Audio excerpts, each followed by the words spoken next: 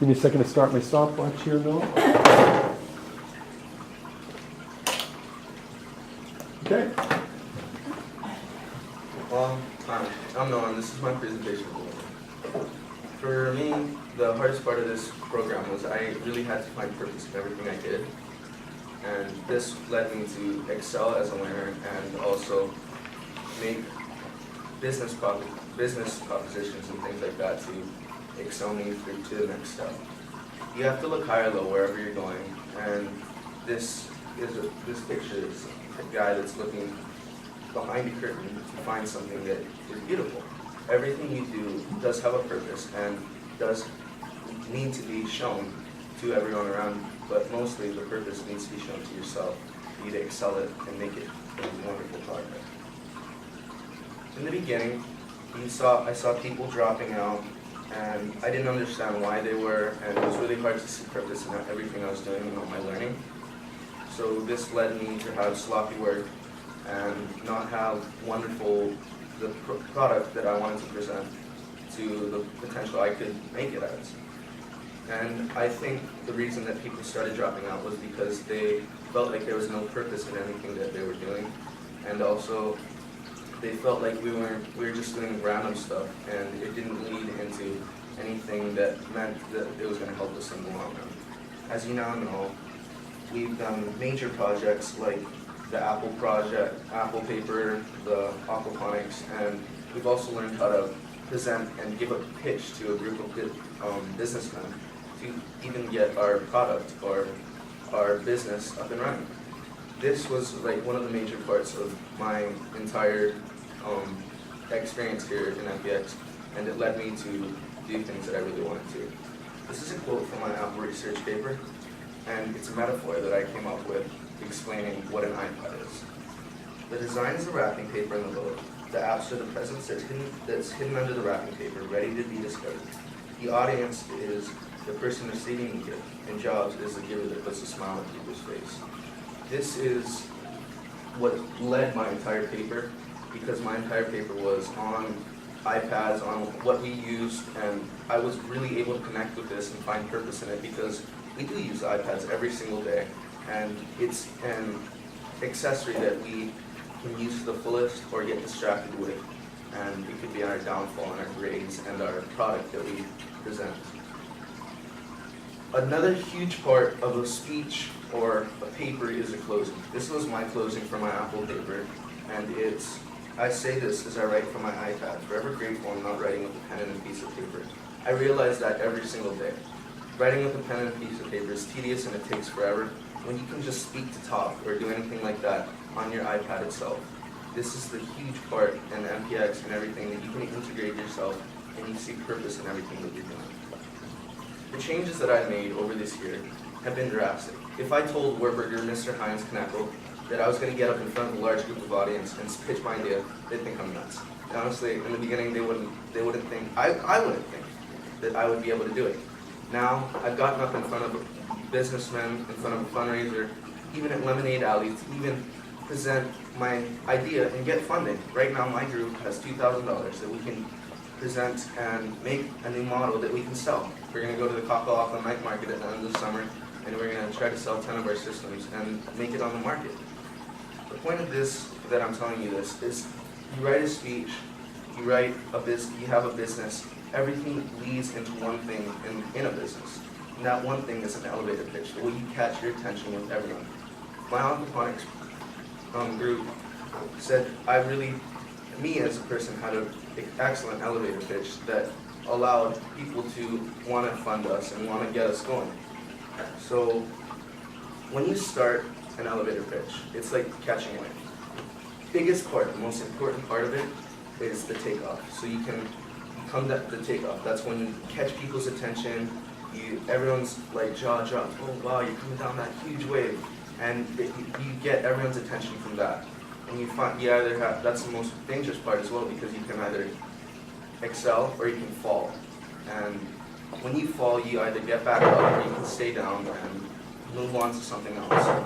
When we first started, as a group in aquaponics, we fell. Our group was not the one to get picked, but we got back up, we kept going, And we saw the purpose and kept keeping going. So we went to the fundraiser the next night and we got our funding. A businessman offered us money and he thought what we were doing was really good. So this is my elevator pitch. Hi, I'm Noah Sandvold from the Aqua Pros, and this is my aquaponics system. As you can see, it's right back there. It does work. There's leaves growing in it, and those are beans right there as well. But wouldn't it be cool just to have your aquaponics system right on your kitchen counter, able to pick leaves, herbs, and whatever, and throw it into your cooking? This is the next generation of home growing and gardening. Aquaponics is going to be the future of growing produce, and you can be the first one to have it right in your home. That aquaponic, that elevator pitch right there, started off with a high uprising, saying your system, here it is, it works, and it led into explaining why aquaponics, why things like that, why like that. What's next that I plan on doing is I plan on keep going with this aquaponics project. I really feel like there's a purpose in my heart for it, and my group has come together with another group, and we're planning on keeping going throughout the 10th grade year, and we really feel like this has a chance of making it on the market. We do have people, wonderful teachers like Mr. Hines, Mr. Werberger, everyone backing up with this, and we feel like we can make it, even without the help of our teachers and things like, and people that we always feel like we need to rely on. The way MPX has made it for me is that I really understand that now you don't need to really rely on your teachers, you need to rely on yourself to be an excellent learner and propel yourself to the next level. This is really important for me and for all of my classmates, I'm sure, because we in MPX have now realized that we are the drive for our learning. We're not, the teachers aren't it. We see our purpose, we see what we can produce, and we want to make it so that we can produce the best of everything that we can do. Thank you. Yeah. What were your artifacts? The artifacts were the apple paper, the aquaponics, and the elevator pitch was the last one. Yeah. So at the end you talked about how the teachers, like, sometimes it was secondary, sometimes it was unnecessary. Do you think that this could have been accomplished without their help, or do you think that... The aquaponics, I'm sure it helped speed up the process and make it so that the teachers were there giving us, helping us rely on them. But if we wanted to, I'm sure all of us now could come together as a group and produce something wonderful without the help of our teachers, if we really felt like there was a purpose in doing it.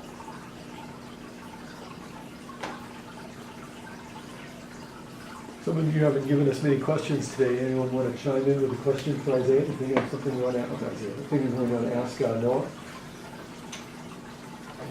Is that a question, Matt? The Google time I spent, the duration of the Google time working on my aquaponics group, I have accomplished growing something in our system, and we've joined groups with a couple of other people to excel and to move forward with our business. Yeah. So you're going to work on the aquaponics in the summer? Yeah, we plan on doing that. We're going to build 10 systems. You're going to get together during summer around your own? Yeah. Yeah. Do you intend to continue on with MPX next year? Of course. MPX is, I really feel like it's a wonderful program. The teachers that have backed us up, everything that they see are just keeping us going. I feel like if I went into IB, I wouldn't want to get back into taking tests and everything like that, even though MPX has presented you with an opportunity of writing papers, which is going to be the next test. So I feel like if you keep going with MPX, next year you won't be taking tests, but when you get into a higher 11th grade or things like that, your tests are writing paper, and the papers that we do write in this program really help us with learning. Yeah. And so contrasting who you were before and who you are now, what do you think was your biggest change? Biggest change? Motivation, and what was the catalyst to that? The biggest change is when I first came into the program, I didn't realize what drove me to become a self-learner and what drove me to produce the best work I could possibly do, and that work is purpose that I really needed to find now with MPX, I can find purpose in things that are so small that you can't really find. And I've been able to produce work that I thought I could produce. I was shocked with what I came up with the Apple paper. I didn't know I could write like that. And it was one of the best writing pieces I've ever made. Yeah. Has MPX sort of informed what your plans on what you want to do later in life? I've always wanted to be a marine engineer, and that's a person who fixes boats and works on things that have to do with go in the water. I've always thought that was one of my major things that I really wanted to do. And I know now getting a business started is not the easiest thing. And with MPX, I think that now that they've showed me how to start a business and give a pitch, and I think I could start my own marine engineering business if I did eventually become a marine engineer. I'm thinking about next year. So what do you want to see next year in MPX that you didn't see this year? This year we had a rough start, we really did. Like, you saw how many people dropped out, and everyone felt like there's not enough math going on. And now that we know that we're taking a separate math course next year, but there still needs to be, you know how I had sustainability as our main drive for the year? You need to come up with another one like that or something. The main drive is really for the program to become what it was with aquaponics and the apple paper and everything like that, because the sustainability was really the drive for the entire program, that main topic. So that was a good thing. Yeah, that was a really good thing. I feel like we would have been lost if we didn't have that main drive. I've got a ton of questions, but I'll throw in more at you. A lot of people say failure is bad because it means that you didn't do it right. How would you respond to that with what you've learned this year? As I said, taking a leap is like catching a wave. You either fall and you can get back up, or you can paddle back, or you can go back in. You can paddle into the beach and just say you're done for the day. But whatever you do, failure, success, all comes together at one point just to be the product that you presented. You either learn from success or you learn from failure. And it doesn't really matter if you win or lose. It only matters to you, not really not anyone else around you, because that failure you learn from it, and eventually you can win from that failure.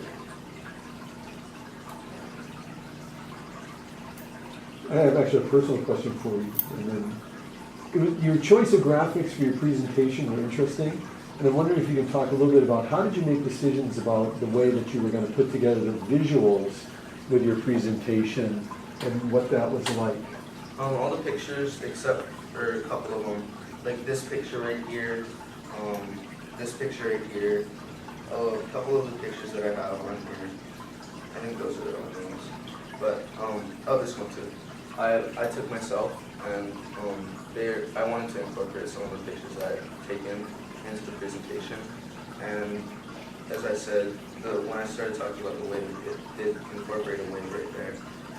And I chose the graphics because it tied in with what I was saying, but also for this one, the elevator pitch, what is the first thing you see? You see the words in the picture when you look at the slide, the picture, right? Mm-hmm. So that's like the main eye-catching thing to get people's attention. You gotta decide on your presentation that what is going to catch people's attention, what's going to make it look, what are you going to do to make them look at that? So that's why I chose these pictures. Any other questions? Thank you, Noel.